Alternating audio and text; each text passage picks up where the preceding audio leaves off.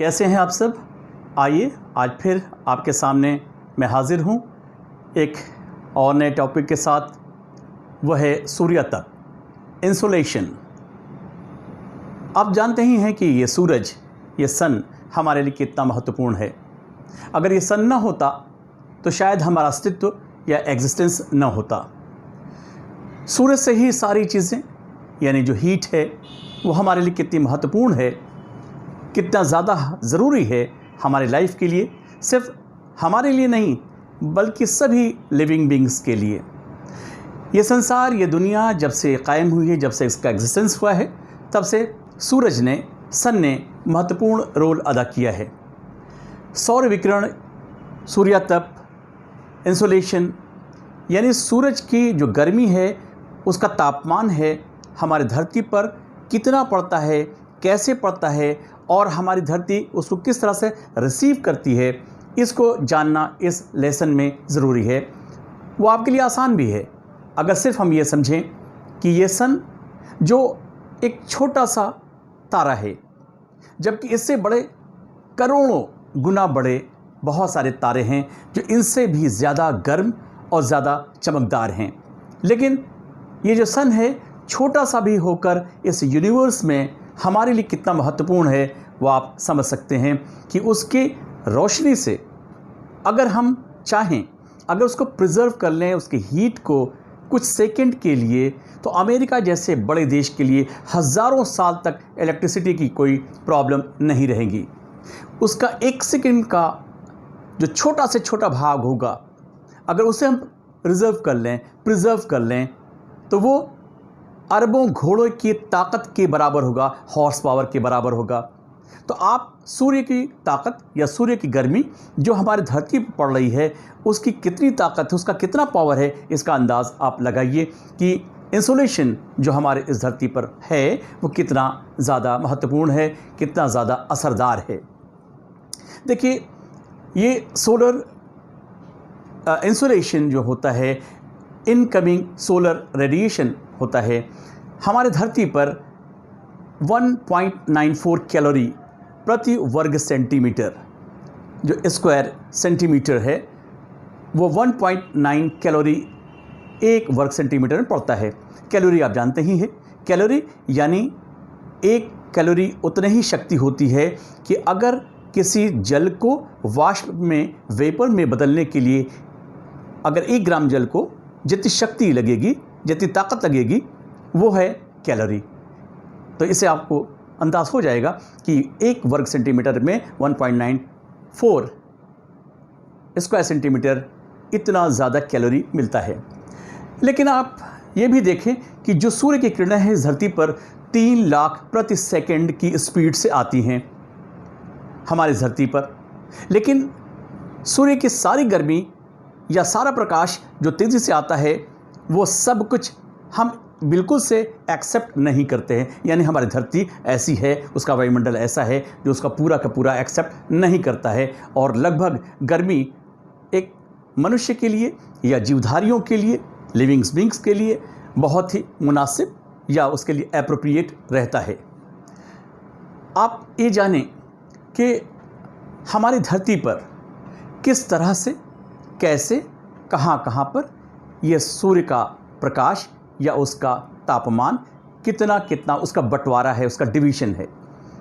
वैसे तो हमारी धरती काफ़ी देखने में सुंदर लगती है, लेकिन उस पर हर जगह, अगर आप पूरे नॉर्थ से साउथ चलें तो आप ये देखेंगे कि हर जगह सूर्य का प्रकाश एक जैसा नहीं होता है। ये सूर्य का प्रकाश, दरअसल सूर्य अपने आप में इतना ज़्यादा पावरफुल है, शक्तिशाली है, इसके अंदर जो हाइड्रोजन, हीलियम होते हुए फोटोन के ज़रिए जो इनकमिंग रेडिएशन है जो धरती पर आती है, वो हमारी धरती को पूरी तरह से रोशन करती है, गर्म करती है। तो सूर्य ताप को प्रभावित करने वाले जो तत्व हैं, यानी पृथ्वी के सतह को जो प्रभावित करेंगे, यानी उसकी जो रोशनी है, उसकी हीट है, धरती के सभी भाग को अलग अलग ढंग से प्रभावित करती हैं।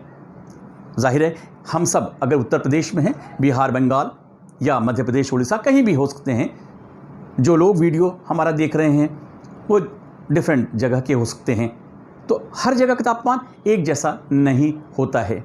उसके क्या कारण हैं? क्या सूर्य का प्रकाश भी इन जगहों पर अलग अलग होता है? हाँ, ज़रूर होता है। उसके तत्व या उसके कारण अलग अलग हैं। यानी सूर्यातप को प्रभावित करने वाले तत्व, या फिर यूँ कह लें कि पृथ्वी की सतह पर तापमान की जो विभिन्नता है वो किन कारणों से है, उसके कॉज क्या हैं, उसके पीछे क्या रीज़न है, उसे हम समझने की कोशिश करें। देखिए, सबसे पहली चीज़, सूर्य का पृथ्वी से दूरी। साल भर में दो ऐसे मौके आते हैं, दो ऐसे अवसर हैं कि जब सूर्य का प्रकाश सबसे ज़्यादा और सबसे कम पड़ता है धरती पर। वो है 4 जुलाई को सबसे दूर, हमारा सूर्य पृथ्वी से सबसे ज़्यादा दूर होता है 4 जुलाई को, सबसे ज़्यादा दूर। वो होता है 15.20 करोड़ किलोमीटर, जिसे अपसौर यानी एफेलियन कह दें। बहुत दूरी, काफ़ी दूरी, यानी 15.20 करोड़ किलोमीटर की दूरी होती है। हिंदी में से अपसौर कहते हैं। कब है वो? 4 जुलाई।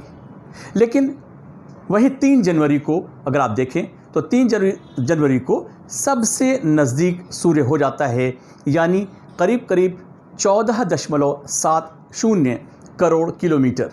ये डिफरेंस काफ़ी हो जाता है। उसे उपसौर कहते हैं, पेरिफेलियन कहते हैं। देखिए, कभी कभी आपके जहन में ये बात आ सकती है कि जनवरी में सूर्य नज़दीक होता है, लेकिन फिर हम ठंडे में क्यों हैं?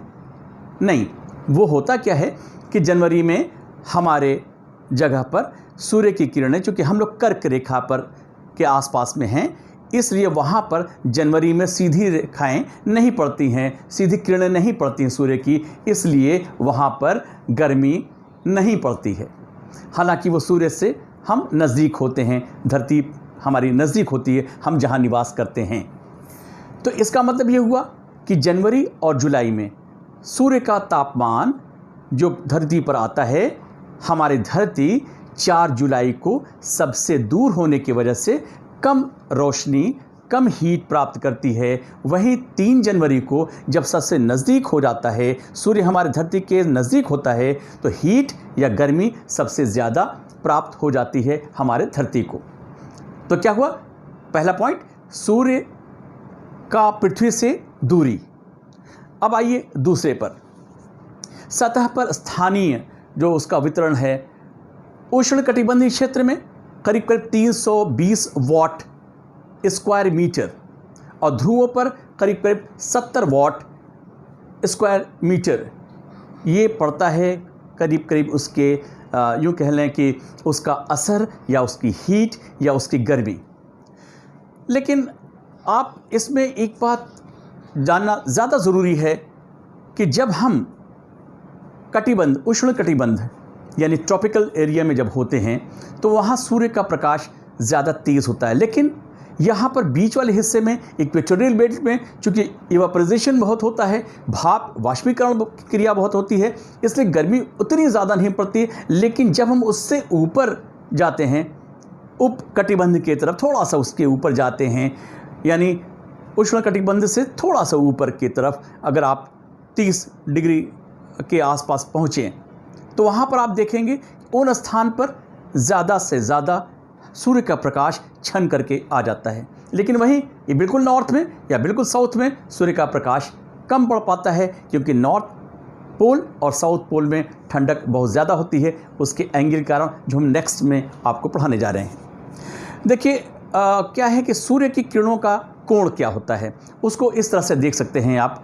देखिए, एक छोटा सा ग्लोब आपके सामने, इसे ऐसे देखें कि ये छोटा ग्लोब जो सामने आपके आ रहा है, उसके अंदर आप देखिए कि हमारी धरती 66 यानी लगभग 66.5 अंश, देखिए अपने एक्सिस पर इधर से झुकी हुई है, टिल्टेड है, थोड़ा सा झुकी हुई है। इससे क्या होता है कि इधर सूर्य का प्रकाश अगर पड़ेगा सीधे तो बीच वाले हिस्से में, ये बीच वाले हिस्से में, ठीक बीच वाले में प्रकाश ज़्यादा पड़ेगा। लेकिन वहीं जब जैसे जैसे हम नॉर्थ में जाएंगे, नॉर्थ पोल और साउथ पोल में जैसे हम जाएंगे तो किरणें तिरछी हो जाती हैं, यानी उन सूर्य की किरणों को थोड़ा दूरी अख्तियार करना पड़ता है, दूरी जाकर तय करना पड़ता है, इसलिए वहाँ ठंडा रहता है, नॉर्थ में भी और साउथ में भी। इस तरह से पृथ्वी के कोण यानी वो किस तरह से है, सूर्य के सामने है, सूर्य से सीधे है, सूर्य से तिरछे है, इस पर डिपेंड करता है, उसके कोण पर डिपेंड करता है कि वो किस प्रकार से उसकी स्थिति होती है।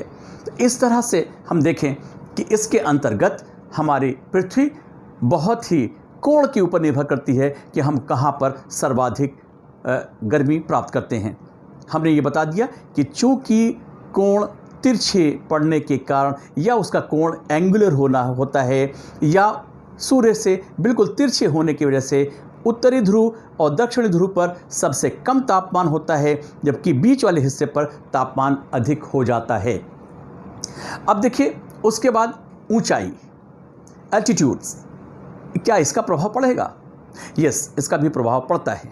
वो स्थान जो बहुत ऊंचे होते हैं, इसके पहले लेसन में हमने आपको बताया था कि वो हम जैसे जैसे धरती की सतह से ऊपर जाते हैं 165 मीटर ऊपर जाने के बाद 1 डिग्री सेल्सियस टेम्परेचर कम हो जाता है। अगर कम हो जाता है तो इसका मतलब ये है कि ऊंचाइयों पर ठंडक ज़्यादा होगी। इसीलिए एल्टीट्यूड यानी आप देखिए बहुत ही आसान सी जगहों, अगर आप इस धरती पर देखेंगे तो बहुत सी जगह ऐसी है कि पास पास में ही है, लेकिन पहाड़ों की वजह से एकदम नीचे, आप चाहे वेस्ट इंडीज़ में देख लें, इंडिया के अंदर देख लें या फिर ब्राज़ील के पास में देख लें, जहाँ पर एकदम नज़दीक में मुश्किल से एक 50-60 किलोमीटर के हिस्से में ही गर्मी और ठंडक का बहुत ज़्यादा फ़र्क पड़ जाता है। टेम्परेचर का कम से कम 10 डिग्री सेल्सियस से 15 डिग्री सेल्सियस टेम्परेचर का डिफरेंस होता है। ये क्यों होता है? ये ऊंचाई की वजह से होता है। As long as we are going upside, जैसे जैसे हम ऊपर जा रहे हैं वैसे वैसे तापमान घटता जाता है, जबकि प्लेन्स पर हमको गर्मी ज़्यादा मिलती है एज़ कम्पेयर टू हाइट, जो ऊंचाई पर होते हैं। अब आप एक चीज़ और देखिए, तापमान और कैसे फ़र्क पड़ता है। तापमान पर एक और महत्वपूर्ण चीज़ है, वह है दिन रात की लंबाई। देखिए ये छोटा सा ग्लोब, लेकिन आपको समझने में बहुत आसानी होगी। इस ग्लोब से ये समझिए कि दिन रात की लंबाई इस धरती पर सदैव एक जैसी नहीं होती है, कभी नहीं। क्यों? क्योंकि हमारी धरती जो झुकी हुई है वो क्या होती है कि 3 रेखाएं आपके लिए, भूगोल के विद्यार्थियों के लिए बहुत आसान भी है, समझना भी ज़रूरी है और वो महत्वपूर्ण है। वो है कैंसर यानी कर्क रेखा, फिर भूमध्य रेखा है, इक्वेटोरियल जो बेल्ट होता है, ठीक है। उसके बाद नीचे आपका कैप्रिकॉर्न है। तो 3 रेखाएं, कर्क रेखा, भूमध्य रेखा और मकर रेखा, इन तीनों के बीच में ही, इस तीनों के बीच में ही सूर्य की किरणें हमेशा नीचे ऊपर पड़ती हैं। अब समझना आपको ये होगा कि कर्क रेखा पर जब सूर्य की किरणें सीधी पड़ेंगी तो वहाँ क्या होगा? वहाँ गर्मी बहुत ज़्यादा होगी। उसी तरह से ठीक बीच वाले भाग पर जब सूर्य आ जाएगा तो ऊपर और नीचे बीच वाले भाग पर गर्मी ज़्यादा हो जाएगी। और आप जानते ही हैं कि दिन रात कभी कभी बराबर होते हैं। अगर दिन रात बराबर होते हैं तो इससे ये जाहिर होता है कि 12 घंटे दिन 12 घंटे रात। लेकिन कभी आप जाड़ों में देखिए, जाड़ों में क्या होता है कि हम अपने उत्तर प्रदेश की जगह पर देखें, जाड़े के दिनों में बहुत ज़्यादा ठंडक होती है, रातें लंबी होती हैं, दिन छोटा होता है। गर्मी के दिनों में रातें छोटी हो जाती हैं और गर्मी के दिनों में दिन लंबे हो जाते हैं। तो गर्मी के दिनों में हम सूर्य का प्रकाश या उसकी हीट, गर्मी ज़्यादा प्राप्त कर लेते हैं, जबकि जाड़े में कम प्राप्त कर पाते हैं। तो इस तरह से धरती पर सूर्य तप या उसका इंसोलेशन अलग अलग जगह पर अलग अलग ढंग से पड़ता है। इसको आपने इस चैप्टर में आसानी से समझ लिया होगा कि सौर विकिरण, सूर्यताप या इंसोलेशन क्या है, सूर्यताप है क्या, उसका धरती पर कैसे प्रभाव पड़ता है और हमारी धरती उसको कैसे एक्सेप्ट करती है और कैसे इसका डिफरेंस या इसका जो अंतर है वो किस प्रकार से होता है। आई होप आप बिल्कुल से अच्छे से समझ गए होंगे। नेक्स्ट टॉपिक में फिर हम आपसे मिलेंगे। आई होप कि आप सब ने हमारे चैनल को सब्सक्राइब भी किया होगा, क्योंकि बार बार और अच्छे वीडियोस के लिए आई होप और मैं ट्राई भी करता रहूँगा कि आपको अच्छे वीडियोस मिलते रहें। जो भी अन्ना कुछ समझ में आपके आए, आप मुझे पर्सनली भी इनबॉक्स में जा कर के आप पूछ सकते हैं। इसके अलावा मुझसे पर्सनल आप कांटेक्ट भी कर सकते हैं। Thank you very much being with me. Thank you.